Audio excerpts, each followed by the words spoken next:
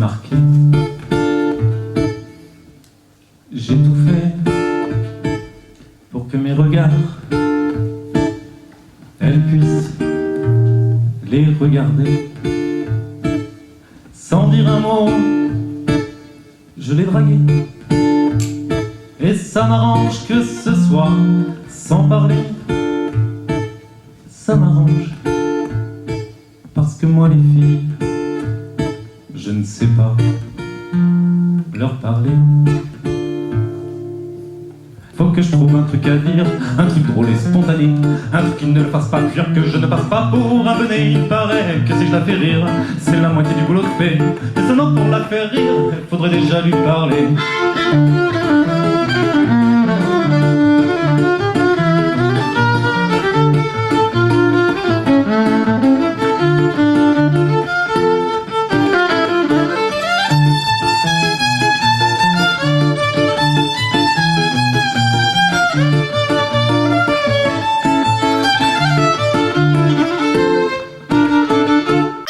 Bonsoir. Comment tu t'appelles? C'est pas si dur à dire que ça, comment tu t'appelles? Il y en a qui y arrivent très bien.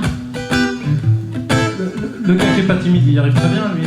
Le gars qui a la classe, il y arrive très bien. Le gars qui est tellement beau qu'on a l'impression de lire sur son visage: je suis une source d'eau fraîche et pure dans un monde où les femmes sont assoiffées.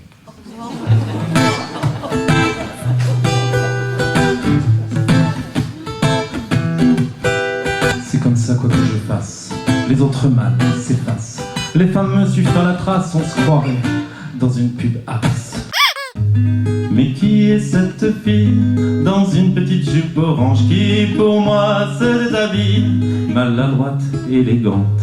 Une journée sans nuages dans les jardins publics, on se moque bien à cet âge des pelouses interdites. Mais qui est cette fille dans une petite jupe orange qui emmêlera les fils de nos existences?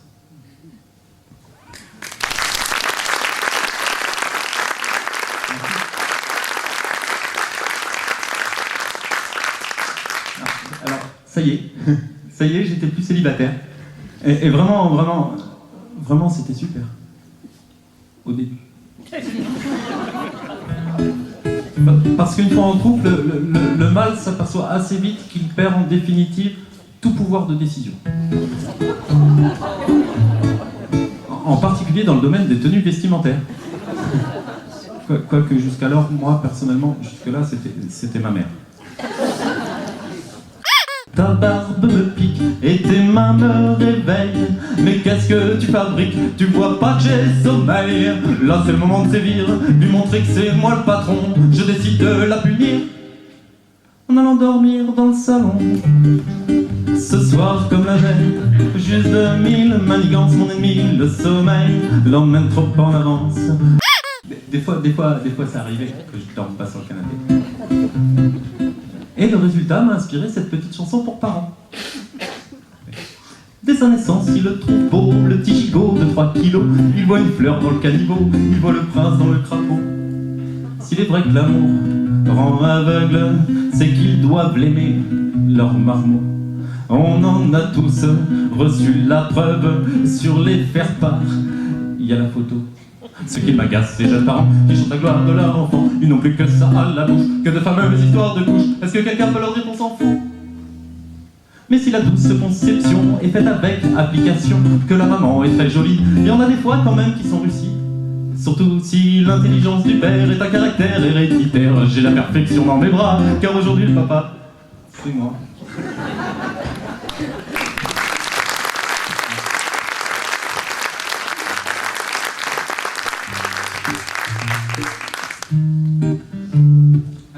Alors ça y est, j'étais papa. Et vraiment, c'était super. Au début. Où sont passées les silhouettes que te faisaient tes nuisettes quand tu semblais toujours prête pour faire quelques galipettes? Aujourd'hui ta silhouette ressemble à cet imbibadome à qui il suffit d'une couette et de 3 secondes pour qu'il s'endorme.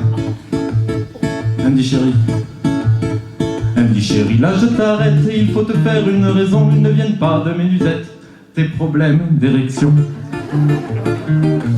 Comment ça? Non mais c'est n'importe quoi. En plus il y a du monde chérie.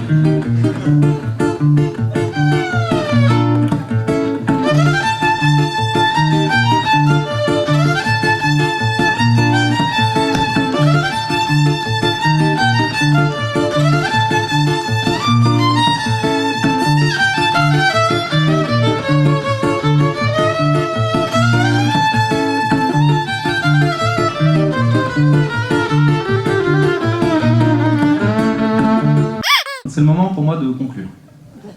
Une manière originale d'annoncer que c'est la dernière, quoi.